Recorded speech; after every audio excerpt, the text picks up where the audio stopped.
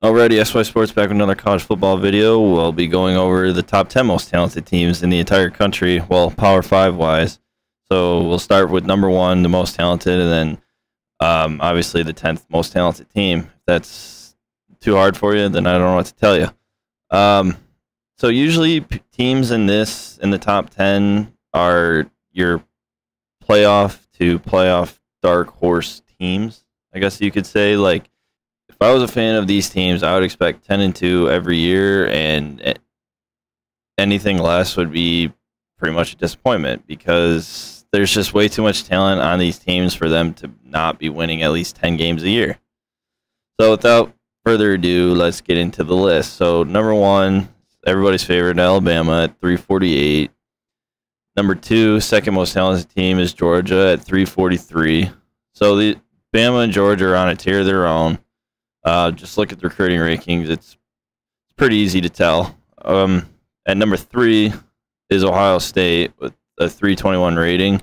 This is pretty much right. They have been in the top 5 to 3 every year for recruiting rankings, but they haven't been like Georgia and Bama, basically 1 and 2. That's the only difference, but it is a gap, so there is a difference. Coming in at number 4 is Texas A&M with a 314. That last recruiting class really bumped them way up. Now they're kind of on that tier with Ohio State. Now with Texas A&M, I wouldn't expect them to make a playoff just because, one, Bama's in their division, but two, that recruiting class, they're all still freshmen. And usually the freshman class doesn't have an effect until their sophomore seasons. So, yes, their number is high, and it might even go up after what happens in the next recruiting class, but I would still expect 10-2, but I wouldn't expect, playoff national championship, even though they are the 4th most talented team in the country, according to my ratings, anyways. Coming in at number 5 is Texas with a rating of 310.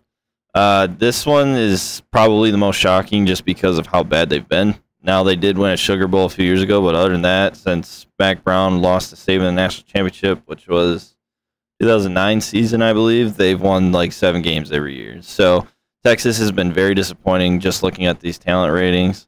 Now, I'd expect them to go 10-2 this year, but that's saying a lot because they haven't. And I think it just kind of shows that Sark isn't really meant for this kind of job. But I would still expect Texas to win the Big 12 this year, even though they haven't shown any factor and they're young at quarterback. They're that talented to where they should at least be in the Big 12 championship game competing to win the Big 12.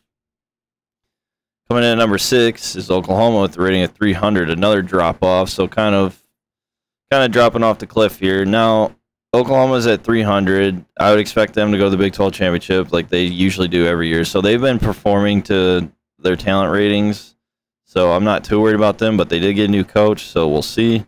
But anybody with the rating of above 300 are your best bets, at least from what I've seen over the last couple of years. Anybody above the 300 rating is your best bet to put money on to win a national championship. Now, there are gaps, even though these 6 teams are all above 300, so I would kind of, pick and choose. I wouldn't try to bet all of them, but, like, for instance, why would you bet Texas? What have they proven to think that they're going to at least, make the playoff? Oklahoma has been to the playoff several times, but loses in the first round every time. Texas A&M isn't even close to being the best team in their own division. So really, I think your best bets to win a national championship is Bama, Georgia, and Ohio State this year. Now, that's everybody's favorite, so I don't like to tend to do that, but there is a bet on Caesar Sportsbook where you can take Alabama, Georgia, and Ohio State versus the field, and I'm thinking of taking those 3 teams because the odds are better, and, well, the odds aren't better, but I think it'll be worth the bet because I just don't see any other team outside those top 3 winning a national championship. Now, making the playoffs, I think if you want to look at good odds, you could go with Texas A&M, Texas, and Oklahoma just because the odds are there, and there is a chance that one of those other 3 teams do make a playoff. I'm not saying anybody below 300 won't make a playoff. These are just the more likely odds of teams being in the playoff. All right, now that spiel's over with. Coming in at number 7, Notre Dame at 296. Now, I understand that they're only 4 points off. Now, Notre Dame would be a good bet, but since they're not in a conference and they've shown that they can't get past the first round, I wouldn't expect anything in a playoff. Or I wouldn't expect them to make a playoff this year, and especially since Brian Kelly is gone. I'm not saying Marcus Freeman can't do it, but he has to prove it. Coming in at number 8 is Michigan with a 294. Now, they dipped below the 300 threshold, so I wouldn't expect them to win the conference, especially with Ohio State being in their division. So really, I wouldn't even expect them to win their own division, just looking at the talent ratings. But I would expect at least 10-2 from the Wolverines this year, and anything less would probably be a disappointment, just because you're right there and close enough to the 300 threshold. You could still even make the playoffs because the number's close enough. But I think since they teetered down below the 300 from last year, I think it's more realistic to think 10-2 and not 12-1 like they did last year. Coming in at number 9 is Florida, Oregon. So that means there is no 10. And Miami, all at the 290. So these are teams capable of winning their own divisions, capable of winning their conference, especially Miami being the highest ACC and Oregon being the highest Pac-12. But I would expect 10 wins, but say for Florida, new coach, they just went 6-6. It's kind of hard to think that they're gonna just flip the switch like with the snap of a finger. Oregon still has a chance. I understand that Mario Cristobal left, but Oregon is still that much more talented than the Pac-12 that you should expect 10-2, better, and contending for a playoff.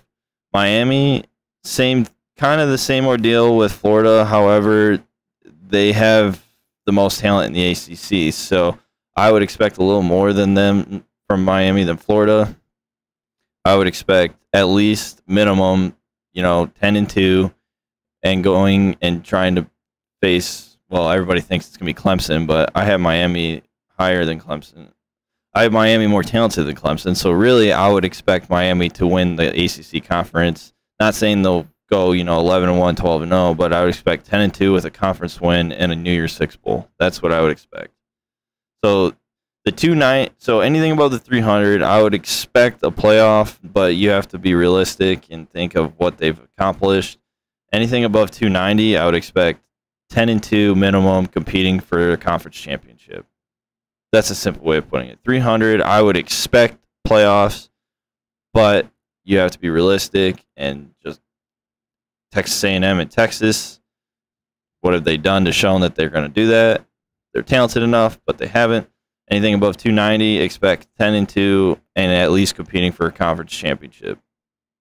All right, so there's my top 10 most talented teams in the country coming into the 2022 season. Jesus. Hope you enjoyed. Please comment down below. Let me know what you think of the list, and share the video, subscribe, all that good stuff, and hope to see you in the next one. See ya.